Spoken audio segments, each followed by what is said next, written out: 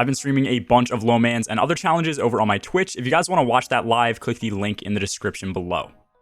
Yo, what's going on, guys? It's G-Miners here, and today I wanted to go over how efficient the armor farming is for the Solstice event and how you should actually be farming armor.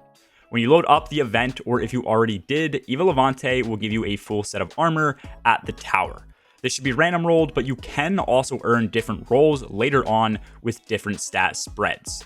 You're going to notice that the total stat roll you get is going to be pretty horrible, like a max of 52 or 54 points horrible, but the way this armor gets better is by properly upgrading it. My arms, for example, are a 75 roll pre-masterworked, so these would go all the way up to an 87, and I would have over 20 recovery and 20 resilience on just this piece. Now, the recovery and resilience is also not by luck.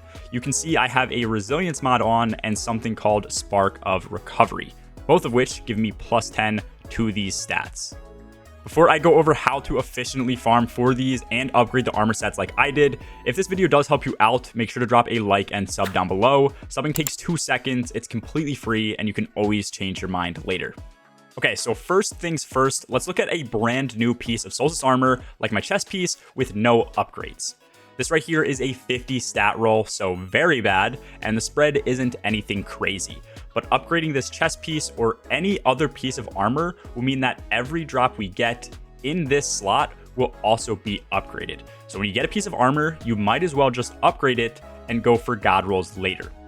On this armor, there are 2 extra slots compared to normal armor sets. First is for adding kindling. Adding kindling, as it says, will apply for all armor of the slot, which I already mentioned, and then this will allow us to add silver ash to actually upgrade the armor. Essentially, you unlock the next tier for upgrading by adding kindling.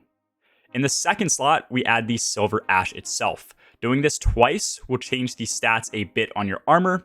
It can either go up or down, so there is some RNG here, which kind of sucks, but once you go for the third and final upgrade, you are just adding plus 10 points to any stat you want.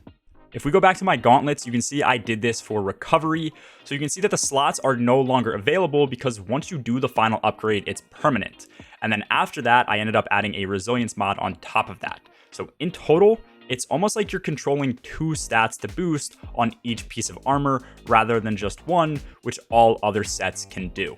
Now let's go over how you can actually get kindling and silver ash, which you will be using to upgrade. With this event active, you will now see the Solstice event card in your quests page.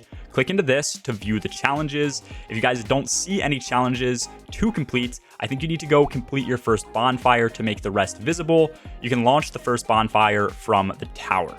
Each challenge provides a kindling when completed.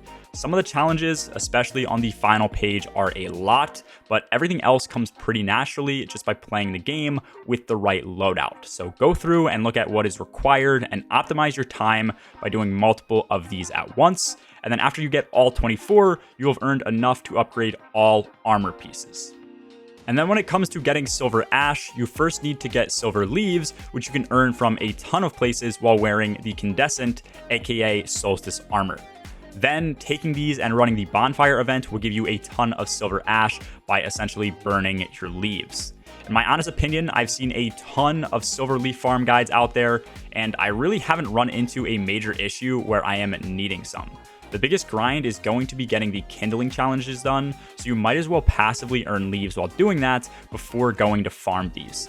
Just get the kindling, do a bonfire, and I'm sure you'll have enough silver ash for all your upgrades by then. So overall, is the farm worth running? I think if you are a more casual player who struggles farming armor in harder activities, especially master and GM content, a solo player who finds other farms less efficient because you're by yourself, or you're just a perfectionist who wants the perfect armor set, then 1000%. This is hands down the best place to get and control your armor stats. The issue is it can be super grindy. And keep in mind, all of this is just for one class. So if you want to do this on Titan, Hunter, and Warlock, that means you need 72 kindling in total, not just the first 24. I also think this is great for another 2 reasons. First is if you just have 1 or 2 pieces of armor that need some serious upgrades. You can easily spend just a few hours getting and upgrading a few pieces of armor to fix any holes in your stats. And then second, by doing this, you essentially have an extremely adaptive set of armor. I'm focusing all my pieces with recovery because recovery should always be good for warlocks. But then I still have the armor mod I can slot to switch around to resilience or mobility if I need to. You can definitely still do this on other armor pieces that drop randomly, but it is a lot harder to get that good stat distribution in the same bucket compared to this method. And with that, this is everything you need to know about farming Solstice armor within the event. We have 3 full weeks to do this, so you can easily just get 1 set done per week. Let me know if you guys are liking the event in the comments below, and as always, have a good one. Peace.